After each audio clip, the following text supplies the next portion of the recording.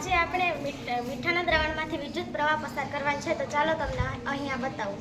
પહેલાં આપણે થોડું મીઠું અને થોડું પાણી લેશું. મીઠુંને આપણે આ ફૂટપટ્ટી ઉપર નાખીશું.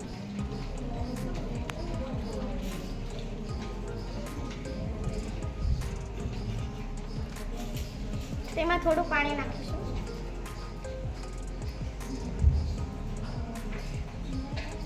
હવે આપણે જોઈએ કે આમાંથી વિદ્યુત પ્રવાહ પસાર થાય છે કે નહીં. આપણે આ છેડાને જોડીશું, જોઈએ આપણે લાઈટ થાય છે કે નહીં.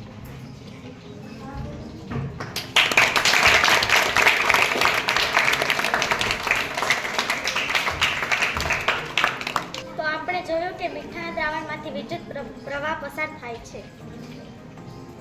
આ જ પ્રકારના પ્રયોગો અમારી અટલ લેબમાં થયા કરે છે, તો તમે પણ અમારી શાળાની મુલાકાત લઈ શકો છો.